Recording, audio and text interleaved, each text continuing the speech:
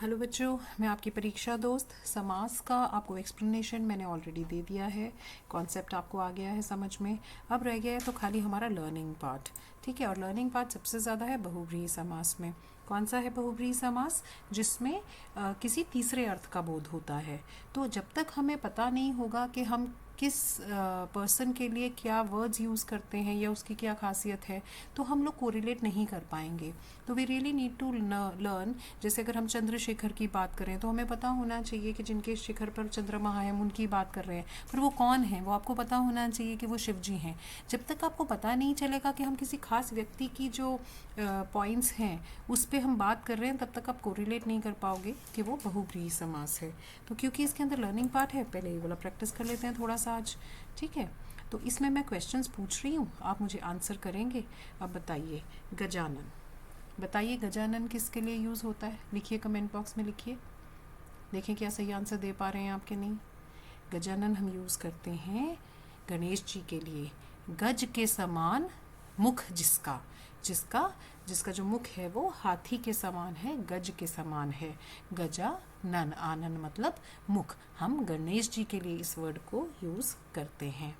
अगला देखिए, नीलकंठ, बताइए नीलकंठ किसके लिए यूज़ करते हैं हम ये, और कैसे लिखेंगे इसे हम? नीला है कंठ जिसका। कंठ किसका नीला है? शिव जी का नीला है। क्योंकि हम शिव जी की तरफ इशारा कर रहे हैं, इसलिए जब भी हम ऐसे लिखेंगे नीला है कंठ जिसका, तो उसका जो हमारा समस्त पद बन रहा है वो है एक वर्ड का, जो है नील कंठ। ठीक है, नेक्स्ट बताओ अब। चक्रधर, लिखो चक्रधर किसके लिए यूज़ होता है, क्या समझ में आता है? जिसने चक्र को धारण किया हुआ है। बताओ ज़रा मुझे, किसने किया हुआ है धारण? विष्णु जी ने। ठीक है, तो चक्र को धारण करने वाला अर्थात विष्णु। पीतांबर, बताओ, लिखो उसमें कमेंट सेक्शन में क्या आंसर आता है इसका। पीतांबर, पीले हैं वस्त्र जिसके, अंबर मतलब वस्त्र, पीत का मतलब पीला, पीले हैं वस्त्र जिसके। और किसके वस्त्र पीले हैं? कृष्ण जी के वस्त्र पीले हैं। तो पीतांबर वर्ड हम यूज़ कर रहे हैं कृष्ण जी के लिए। गजानन मतलब गणेश जी, नीलकंठ मतलब शिव जी, चक्रधर मतलब विष्णु, पीतांबर मतलब श्री कृष्ण। ठीक है, चलिए नेक्स्ट देखते हैं। लंबा है उदर जिसका, अर्थात गणेश। तो अब इनका समस्त पद बनाओ। इसका समस्त पद बनता है लंबोदर, मतलब जिनका पेट लंबा है, अर्थात गणेश। गणेश जी के लिए हमने और कौन सा यूज़ किया था? गजानन, जिसका हाथी जैसा आनन है, गजानन अभी पढ़ा था ना।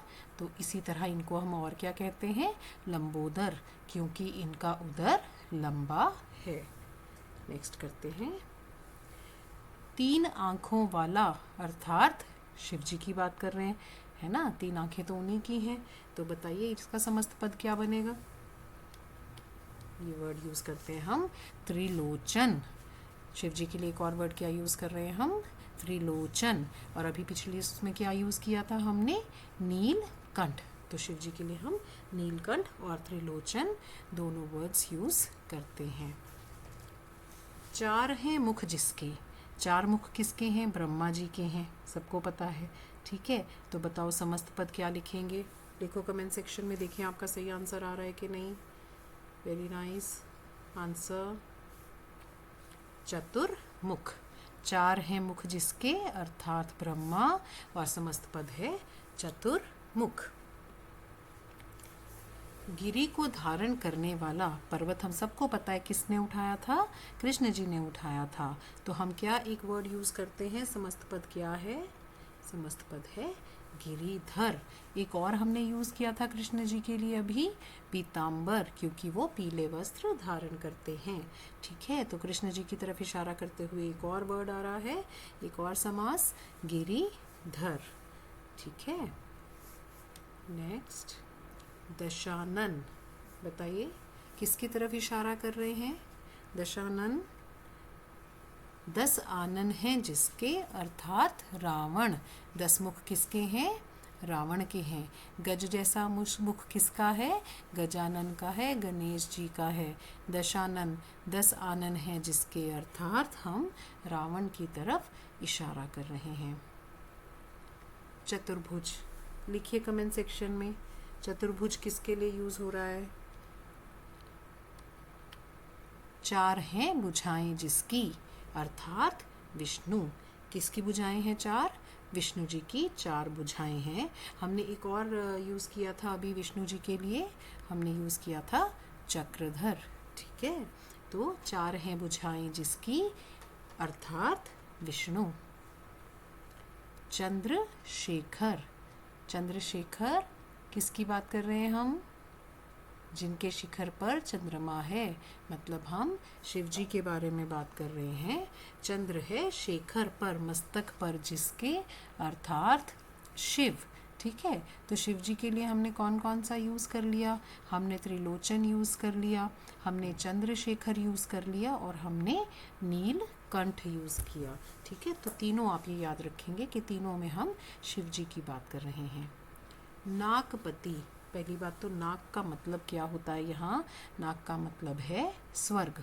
तो जो स्वर्ग का पति है, और स्वर्ग का स्वामी कौन है? हम सब जानते हैं, इंद्र देवता। वह जो नाग मतलब स्वर्ग का पति है, स्वामी है, मतलब इंद्र। ठीक है, तो आपको बेटा दोनों तरह से प्रश्न आ सकते हैं। ठीक है, या तो आपको जो प्रश्न है वो आ सकते हैं कि जैसे आपको नागपति दिया है और आपको बताना है कि हम किसके बारे में बात कर रहे हैं, आपने उसकी डिटेलिंग देनी है, या आपको डिटेल दी हुई है और आपको उसका समस्त पद बनाना है।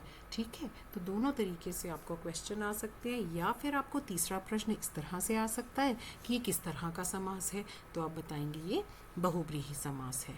ठीक है, तो आज हमने बहुत थोड़े से छोटा सा मैंने वीडियो दिया ताकि आपको मैंने विष्णु जी के बारे में, शिव जी के बारे में और गजानन गणेश जी के बारे में और रावण के बारे में जो हम समस्त पद यूज़ करते हैं उनके बारे में मैंने आपको छोटी सी एक वीडियो दी ताकि ये थोड़े से आपको याद हो जाए। ठीक है, तो ऐसे ही मैं छोटी छोटी वीडियोस डालती हूँ, समास एकदम लर्न हो जाएंगे।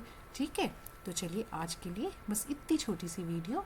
ठीक है, अब अगली वीडियो के लिए आप लोग प्लीज़ बेल आइकन को प्रेस कर दें, मैं जल्दी ही पोस्ट करती हूँ ताकि अगला पार्ट ऑफ समास भी हमें लर्न हो जाए। ठीक है बेटा, ऑल द बेस्ट।